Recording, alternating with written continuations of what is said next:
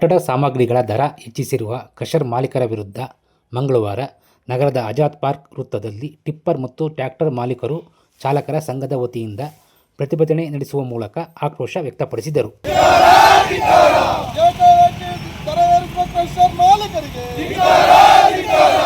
Crusher ಬಂಡವಾಳಾಗಿದ್ದೀವಿ. ನಾವು ಮೆಟ್ರೋಲ್ ಕೆಲಸ ಮಾಡ್ತೀವಿ. ನಾವು ಆದರೆ ನೀವು ಸಾಕಾಗಿಲ್ಲ ಬರಬೇಡಿ, ನಾವು ಬೇಕಾದ್ರೆ ನಮಗೆ ಮಾಡ್ಕೊಳಕ್ಕೋಸ್ಕರ ಕ್ರಷರ್ ಮಾಡ್ತಾ ಇದ್ದೀವಿ.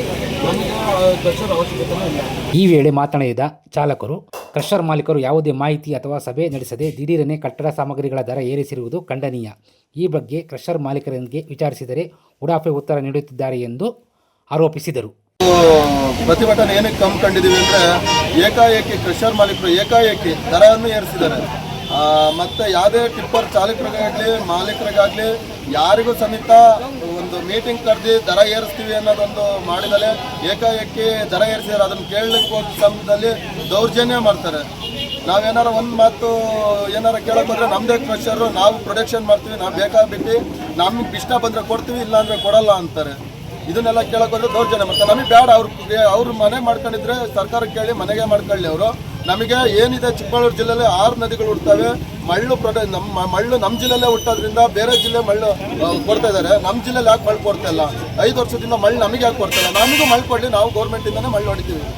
ನಾವು ಇವತ್ತು ನಮಗೆ ಈ ಥರ ದೌರ್ಜನ್ಯ ಮಾಡಿ ಹೇಳೋದಿಲ್ಲ. ನಮ್ಮದೇ ಖರ್ಚರು, ನಾವು ಬೇಕಾಗಿಟ್ಟರೆ ಕೊಡ್ತೀವಿ, ಬ್ಯಾಡ್ದಿದ್ರೆ ನೀವು ತುಂಬಬೇಡಿ ಅಂತೇಳಿ ದೌರ್ಜನ್ಯ ಮಾಡ್ತಾರೆ. ಅದನ್ನು ನಾವು ಕೇಳೋಕ್ಕೆ ನಾವು ತಯಾರಿಲ್ಲ.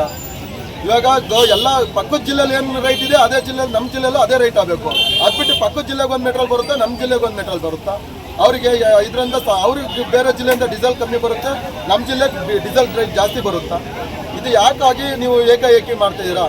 ಇದು ಗ್ರಾಹಕರಿಗೆ, ಇವಾಗ ನಾವೇನೋ ಟಿಪ್ಪರ್ ಮಾಲೀಕರು ರೈಟ್ ಹೆಚ್ಚಳ ಮಾಡ್ತೀವಿ, ಗ್ರಾಹಕರಿಗೆ ಹೊರತ ಬೀಳ್ತದೆ. ಗ್ರಾಹಕರು ನಮ್ಮ ಮೇಲೆ ಕಂಪ್ಲೇಂಟ್ ಮಾಡ್ತಾರೆ. ಅಲ್ಲಿಂದ 15 ಟನ್ ಎಮ್ಸೆಂಟ್ ತುಂಬ್ತೀವಿ, ಇಲ್ಲಿ ಬರೋ 1 ಟನ್ ಕಮ್ಮಿ ಇರುತ್ತೆ.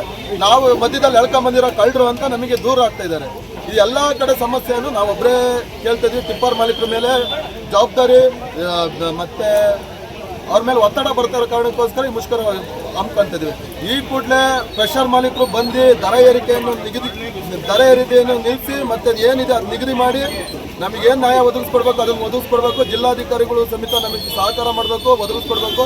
ಅಲ್ಲಿವರೆಗೂ ನಮ್ಮ ಹೋರಾಟ ಇದೇ ಥರ ಇರುತ್ತೆ. ಇವಾಗೆಲ್ಲರ ಕೂಡಲೇ ಕ್ರಷರ್ ಮಾಲೀಕರು ಬಂದು ದರ ಏರಿಕೆಯನ್ನು ನಿಲ್ಲಿಸಿಲ್ಲ ಅಂದರೆ ರಾಜ್ಯದಿಂದ ಕರೆ ಕೊಟ್ಟಿದ್ದಾರೆ. ರಾಜ್ಯದಲ್ಲಿ ಅಧ್ಯಕ್ಷರು ನಾಳೆ ಹೊರಟಿದ್ದಾರೆ.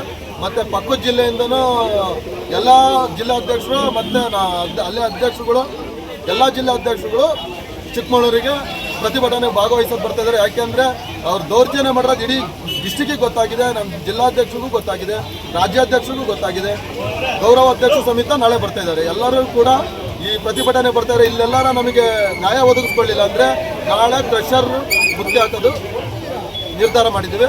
ರಾಜ್ಯಾಧ್ಯಕ್ಷ ಸಮೇತ ಕ್ರಷರ್ ಮಾಲೀಕರಿಗೆ ಇದು ಮಾಡ್ತೀವಿ, ಕ್ರಷರ್ ಮುತ್ತಿ ಹಾಕ್ತೀವಿ.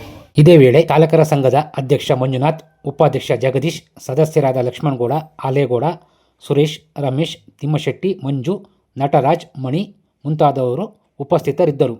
ಬಳಿಕ ಪ್ರತಿಭಟನಾ ಸ್ಥಳಕ್ಕೆ ಆಗಮಿಸಿದ ಶಿರಸ್ತೆದಾರ್ ಮನು ಅವರಿಗೆ ಮನವಿ ಸಲ್ಲಿಸಿದರು.